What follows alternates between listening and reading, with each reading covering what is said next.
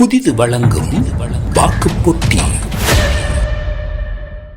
புதிது நேயர்களை வாக்குப்பொட்டி நிகழ்ச்சிக்கு அன்புடன் வரவேற்கின்றோம். நாட்டில் புதிய அரசாங்கம் ஒன்று அமைக்கப்பட்டிருக்கிறது. ஆனாலும் இது எல்லா தரப்புக்கும் சந்தோஷமான ஒரு அரசாங்கமாக அமைக்கப்பட்டிருக்கிறதா என்றால் நிச்சயமாக இல்லை. நாட்டில் 22 அமைச்சரவை அந்தஸ்துள்ள அமைச்சர்கள் நியமிக்கப்பட்டிருக்கின்றார்கள். ஆனால் அவர்களில் எவரும் முஸ்லிம்கள் இல்லை. இதன் பிறகு 18 அமைச்சுக்களுக்கான செயலாளர்கள் நியமிக்கப்பட்டிருந்தார்கள். அவர்களிலும் முஸ்லிம்கள் எவரும் இல்லை. 10வது நாடாளுமன்றம் கூடிய 21ஆம் தேதி 29 பிரதி அமைச்சர்கள் நியமிக்கப்பட்டார்கள். அவர்களில் ஒருவர் முஸ்லிம். ஆனாலும் அவருக்கு வழங்கப்பட்ட அமைச்சு உப்பு சப்பில்லாத தேசிய இணக்கப்பாட்டு அமைச்சு என்கின்ற ஒரு அமைச்சு வழங்கப்பட்டிருக்கிறது. எவர் எதை சொன்னாலும் அனுரகுமார திசாநாயக்கவின் அந்த அரசாங்கத்தில் முஸ்லிம்கள் புறக்கணிக்கப்பட்டிருப்பதாக பாரிய ஒரு குற்றச்சாட்டு எழுந்திருக்கிறது. இந்த குற்றச்சாட்டை யார் மறுத்தாலும் யார் ஏற்றுக்கொண்டாலும் இதில் உள்ள உண்மையை யதார்த்தத்தை நாம் புறந்தள்ளிவிட முடியாது. அனுரகுமார திசாநாயக்கவை தெரிவு செய்வதிலும் அவருடைய நாடாளுமன்றத்தை தெரிவு செய்வதிலும் முஸ்லிம்களின் பங்களிப்பு அதிகமாகவே இருந்தது. ஆனாலும் அவருடைய அமைச்சரவையில் ஒரு முஸ்லிம் நியமிக்கப்படவில்லை என்பது பாரிய ஒரு குறைபாடாக இருக்கிறது. இதை யாராவது சுட்டிக்காட்டி பேசினால் இனரீதியாக யோசிக்க வேண்டாம், இலங்கையராக யோசியுங்கள் என்று பேசியவரின் வாயை அடைப்பதற்கு அனுரகுமார திசாநாயக்கவுக்கு சார்பான அவரின் அரசுக்கு சார்பானவர்கள் முயற்சிக்கின்றார்கள். தன்னுடைய சமூகம் புறக்கணிக்கப்படும் போது அது குறித்து அந்த சமூகத்தைச் சேர்ந்தவர் பேசுவது இன ரீதியான அல்லது இனவாதமான ஒரு பேச்சாக அமையுமா என்றால் அது அப்படி அல்ல. அனுரகுமார திசாநாயக்க உண்மையாகவே நேர்மையானவராக இருந்திருந்தால் அவருடைய அமைச்சரவையில் சகல இனங்களுக்குமான பங்கீடு நியாயமாக இருந்திருக்க வேண்டும். சிங்களவர்களுக்கு தன்னுடைய அமைச்சரவையில் பதவிகள் வழங்கிவிட்டு, தமிழர்களுக்கு தன்னுடைய அமைச்சரவையில் பதவிகள் வழங்கிவிட்டு, முஸ்லிம்களை மட்டும் அனுரகுமார திசாநாயக்க புறமுதுக்குகின்றார் என்றால் அதை தட்டி கேட்காமல் எப்படி இருப்பது? அப்படி தட்டி கேட்பவர் இலங்கையர் இல்லையா என்கின்ற கேள்விகளும் மக்கள் மத்தியில் எழுகின்றன. உண்மையாகவே அனுரகுமார திசாநாயக்கவின் இந்த செயற்பாட்டுக்கும் முன்னே ஜனாதிபதியாக இருந்த கோட்டாபாய ராஜபக்ஷவின் செயற்பாடுகளுக்கும் இடையில் பெரிதாக வித்தியாசங்களை நம்மால் காண முடியவில்லை. கோட்டாபாய ராஜபக்ஷ 2019ஆம் ஆண்டு ஜனாதிபதியாக தெரிவு செய்யப்பட்ட பின்னர் 22 நவம்பர் 2019ஆம் தேதி அன்று 16 பேரை கொண்ட ஒரு அமைச்சரவையை நியமித்திருந்தார். அந்த அமைச்சரவையில் முஸ்லிம்கள் எவரும் இருக்கவில்லை. அதே போன்று நவம்பர் 27ஆம் தேதி 35 ராஜாங்க அமைச்சர்களையும் 3 பிரதி அமைச்சர்களையும் கோட்டாபாய ராஜபக்ஷ நியமித்தார். அவர்களிலும் எந்த ஒரு முஸ்லிமும் இருக்கவில்லை. இதனை அடுத்து உள்ளூர் ஊடகங்களில் மட்டுமன்றி சர்வதேச ஊடகங்களிலும் முஸ்லிம்கள் இல்லாத கோட்டாவின் அமைச்சரவை பற்றி பல்வேறு விமர்சனங்கள் எழுந்தன. இந்த விமர்சனங்களில் இருந்து கோட்டாபாய ராஜபக்ஷவினால் தப்பிக்க முடியவில்லை. இருந்தபோதும் முஸ்லிம்களை தன்னுடைய அமைச்சரவையில் நியமிப்பதற்கும் அவருடைய மனது இடம் கொடுக்கவில்லை. இதனால் 2020ஆம் ஆண்டு ஆகஸ்ட் மாதம் 12ஆம் தேதி புதியதொரு அமைச்சரவையை நியமித்த கோட்டாபாய ராஜபக்ஷ அதில் தன்னுடைய சகபாடியான தங்களுக்கு நெருக்கமான விசுவாசியான அலி சப்ரியை நீதி அமைச்சராக நியமித்தார்கள். உண்மையாகவே தனது சமூகம் சார்ந்து சிந்திக்கக்கூடிய முஸ்லிம் ஒருவரை நியமிக்காமல் விடுவதும் கோட்டாபாய ராஜபக்ஷவின் அரசாங்கத்தில் அலி சப்ரியை நியமித்ததும் ஒன்றாகவே இருந்தது. ஏனென்றால் முஸ்லிம்களுக்கு எதிரான கோட்டாபாய ராஜபக்ஷ அரசாங்கத்தின் எந்த ஒரு குற்றத்தையும் அலி சப்ரியால் தட்டி கேட்க முடியவில்லை. கோட்டாபாய ராஜபக்ஷ தன்னுடைய அரசாங்கத்தில் ஆரம்பத்தில் முஸ்லிம்களை நியமிக்காமல் விட்டமைக்கு ஏதோ ஒரு வகையில் நியாயம் ஒன்று இருந்தது. என்னவென்றால் கோட்டாபாய ராஜபக்ஷவுக்கு அவரை ஜனாதிபதியாக்குவதற்கு முஸ்லிம்கள் எவரும் பெரிதாக வாக்களிக்கவில்லை. மிகவும் குறைந்த அளவு முஸ்லிம்களே வாக்களித்திருந்தார்கள். கோட்டாபாய ராஜபக்ஷவும் தன்னுடைய பதவி ஏற்பு நிகழ்வில் அதை சுட்டிக்காட்டியிருந்தார். நான் சிங்கள சமூகத்தினால் தேர்ந்தெடுக்கப்பட்ட சிங்கள மக்களுக்கான ஜனாதிபதி என்று அவர் கூறியிருந்தார். அப்படி என்றால் நான் சிங்கள மக்களினால் தேர்வு செய்யப்பட்ட ஜனாதிபதி, நான் சிங்கள மக்களை மட்டும்தான் என்னுடைய அமைச்சரவையில் இணைத்துக் கொள்வேன், அல்லது எனக்கு வாக்களிக்காத முஸ்லிம் சமூகத்தைச் சேர்ந்த எவரையும் எனது அமைச்சரவையில் நான் இணைத்துக் கொள்ள மாட்டேன் என்கின்ற கோட்டாபாயவின் செயற்பாட்டுக்கு ஏதோ ஒரு வகையில் நாம் நியாயத்தை கற்பிக்க முடியும். ஆனாலும் கூட தற்போது அனுரகுமார திசாநாயக்கவின் இந்த செயற்பாட்டை நாம் எந்த வகையிலும் நியாயப்படுத்திவிட முடியாது. அனுரகுமார திசாநாயக்கவுக்கு ஜனாதிபதி தேர்தலில் பெருமளவில் முஸ்லிம்கள் வாக்களித்திருந்தார்கள். அதே போன்று பொது தேர்தலிலும் அனுரகுமார திசாநாயக்கவின் தேசிய மக்கள் சக்திக்கு முஸ்லிம்கள் பெருமளவில் வாக்களித்திருந்தார்கள். இவ்வாறு முஸ்லிம்களின் வாக்குகளை பெருமளவில் பெற்றுக்கொண்ட அனுரகுமார திசாநாயக்க அவருடைய அமைச்சரவையில் முஸ்லிம் எவரையும் நியமிக்கவில்லை என்பது மிகவும் கவலைக்குரிய விடயமாகவே பார்க்கப்படுகிறது. அனுரகுமார திசாநாயக்க முஸ்லிம்களை இவ்வாறு புறக்கணித்துள்ளமையை சுட்டிக்காட்டுகின்றவர்களை அவருக்கு சார்பானவர்கள் எவ்வாறு பேசுகின்றார்கள் என்றால், நீங்கள் இனரீதியாக பேசாதீர்கள், இலங்கையராக பேசுங்கள். இலங்கையராக நீங்கள் பேசுவதென்றால் முஸ்லிம்கள் இந்த அமைச்சரவையில் நியமிக்கப்படவில்லை என்பதை நீங்கள் சுட்டிக்காட்டி பேசக்கூடாது என்ற பொருட்பட அவர்கள் சொல்கின்றார்கள். உண்மையாகவே இவ்வாறு சொல்வது நியாயம்தானா என்று நாம் யோசிக்க வேண்டும். இப்படி சொல்வதில் என்ன நியாயம் இருக்கிறது? ஒரு சமூகம், ஒரு இனம் தனது தரப்பிலிருந்து ஒரு ஜனாதிபதிக்கு அள்ளி அள்ளி வாக்களித்திருக்கின்றது, அவரின் கட்சியை ஆட்சிக்கு கொண்டு வந்திருக்கின்றது.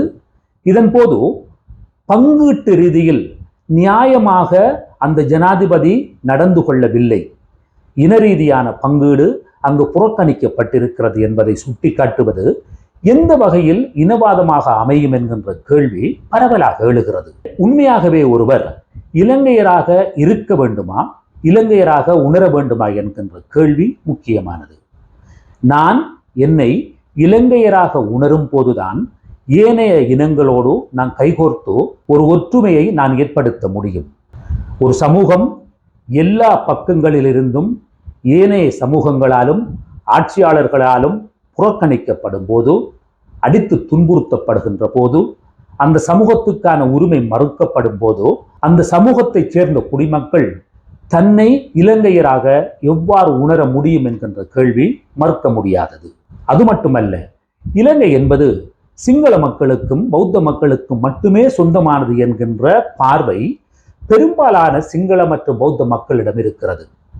இதே போல இலங்கையினுடைய அரசியல் யாப்பில் கூட பௌத்த மதத்தை அரசாங்கம் போற்றி பாதுகாக்க வேண்டும், பௌத்த மதத்திற்கு முன்னுரிமை வழங்க வேண்டும் என்று இலங்கையின் தாய் சட்டமான அரசியல் அமைப்பிலேயே எழுதி வைக்கப்பட்டிருக்கிறது.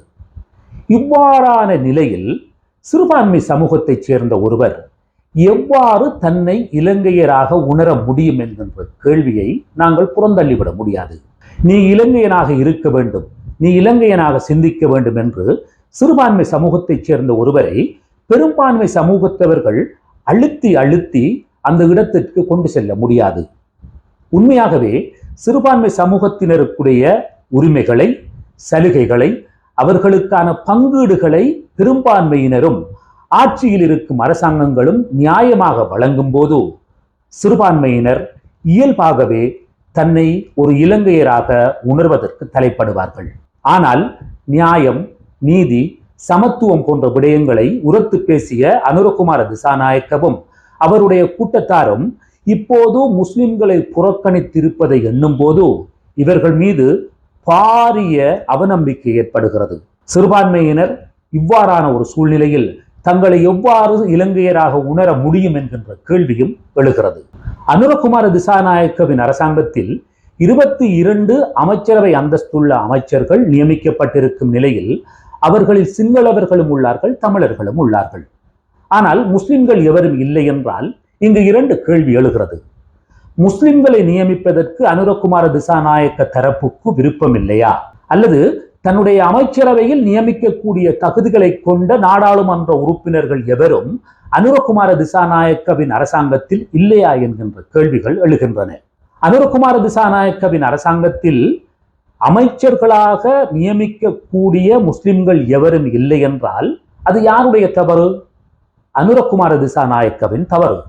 அவர் முஸ்லிம்களில் தகுதி உள்ளவர்களை பொது தேர்தலில் நியமிக்காமல் தனக்கு தலையாட்டுகின்றவர்களை மட்டும் வேட்பாளர்களாக நியமித்து எம்பிகளாக்கி இப்போது அவர்களை ஓரம் கட்டி இருக்கின்றார் என்று முஸ்லிம்கள் தரப்பில் குற்றம் சாட்டப்படுகிறது. ஒரு சமூகத்துக்கான உரிமையை நாங்கள் வழங்க மாட்டோம், அந்த சமூகத்துக்கான பங்கீடுகளை நாங்கள் நியாயமாக செய்ய மாட்டோம், ஆனால் அந்த சமூகம் அது குறித்து பேசக்கூடாது, அவ்வாறு பேசினால் நாங்கள் அதை இனவாதமாக சொல்வோம், அவர் இலங்கையராக இருக்க வேண்டும், இலங்கையராக சிந்திக்க வேண்டும் என்று அனுரகுமார திசாநாயக்க கூறும்போது எமக்கு கோட்டாபாய ராஜபக்ஷ நினைவுக்கு வருகின்றார்.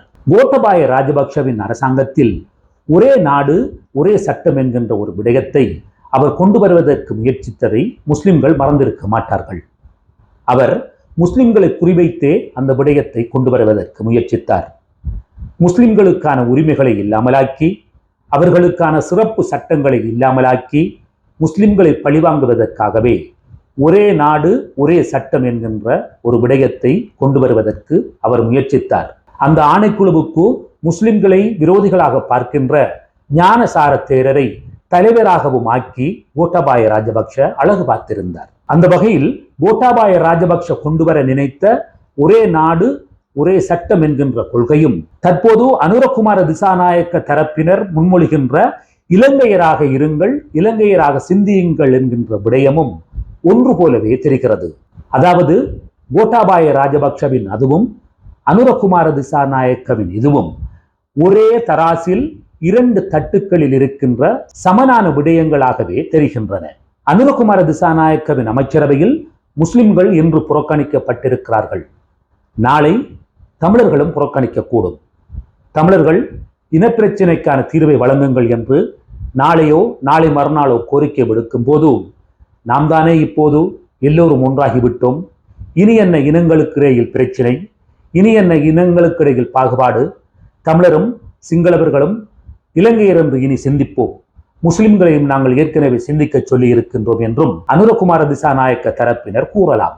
முஸ்லிம்கள் தங்களுக்கு அனுரகுமார திசாநாயக்கவின் அமைச்சரவையில் இடம் வழங்கவில்லை என்பது எவ்வாறு இனவாதமாக பார்க்கப்பட்டதோ அதே போன்று நாளை தமிழர்கள் இனப்பிரச்சினைக்கான தீர்வினை கோரும் போதும் தமிழர்களின் அந்த கோரிக்கையும் இனவாதமாகவே இந்த அனுரகுமார திசாநாயக்கவின் அரசாங்கத்தில் பார்க்கப்படும் என்கின்ற அச்சம் பரவலாக உள்ளது. ஏற்கனவே ஜனாதிபதி தேர்தலின் போது அனுரகுமார திசாநாயக்க ஜனாதிபதியாக தெரிவு செய்யப்பட்டால் அவர் சீன சார்புடையவர் என்பதால் சீனாவின் விருப்பத்திற்கேற்பவே அவர் நடந்து கொள்வார் என்றும், சீனாவில் முஸ்லிம்களுக்கு அவர்களின் சமய உரிமைகளை அனுபவிப்பதற்கு முழுமையான சுதந்திரம் இல்லை என்றும், அதுபோன்றே இலங்கையிலும் அந்த நிலை வரும் என்றும் முஸ்லிம்கள் மத்தியில் ஒரு பேச்சு இருந்தது. ஆனால் அந்த பேச்சு இப்போது உண்மையாகின்றதோ என்கின்ற ஒரு ஐயப்பாடும் முஸ்லிம்கள் மத்தியில் ஏற்பட்டிருக்கிறது. எனவே முஸ்லிம்கள் தங்களுக்கான பங்கீடுகளை, தமது உரிமைகளை கேட்பது எந்த வகையிலும் இனவாதமாக இருக்க முடியாது. தனித்துவத்தை இழந்து இலங்கையர்கள் எனும் பொதுமைக்குள் முஸ்லிம்கள் குதித்துவிடவும் முடியாது. எங்களுக்கான உரிமைகளை இழந்துவிட்டு, எங்களுக்கான தனித்துவத்தை இழந்துவிட்டு, எங்களுக்கான சலுகைகளை எல்லாம் இழந்துவிட்டு நாங்கள் இலங்கையர்கள் என்ற பொதுமைக்குள் குதித்துவிட முடியாது என்று முஸ்லிம்கள் கூறுகின்றார்கள். எனவே அனுரகுமார திசாநாயக்க அரசு செய்ய வேண்டியது, நாங்கள் இலங்கையர்கள் என்று சிறுபான்மை சமூகத்தினர் உணரும் வகையில் அந்த சமூகத்தினருக்கான பங்கீடுகளை, உரிமைகளை வழங்க வேண்டும். அவ்வாறு வழங்கும் போது இந்த அரசாங்கத்தை நாங்கள் நம்ப முடியும். இந்த அரசாங்கத்தில் நாங்கள் இலங்கையர்கள் என்கின்ற பொதுமைக்குள் வாழ முடியும் என்கின்ற நம்பிக்கையை முஸ்லிம்களுக்கும் தமிழர்களுக்கும் இந்த நாட்டில் உள்ள சிறுபான்மையினருக்கும் அனுரகுமார திசாநாயக்கவின் அரசாங்கம் ஏற்படுத்த வேண்டும். ஒரு பழம் இயல்பாகவே கனிவதற்கும் அதனை அடித்து பழுக்க வைப்பதற்கும் இடையில் பல்வேறு வித்தியாசங்கள் இருக்கின்றன. அடித்து கனிய வைக்கும் பழங்கள் ருசிப்பதில்லை. இதை அனுரகுமாரவும் அவரின் அரசாங்கமும் உணர்ந்தால் இந்த நாடு நிச்சயமாக இலங்கையர்களை கொண்ட நாடாக அமையும் என்று நாங்கள் எதிர்பார்க்கின்றோம். நன்றி நேயர்களே, மற்றுமொரு வாக்குப்பொட்டி நிகழ்ச்சியில் சந்திப்போம். புதிது வழங்கும் வாக்குப்பொட்டி.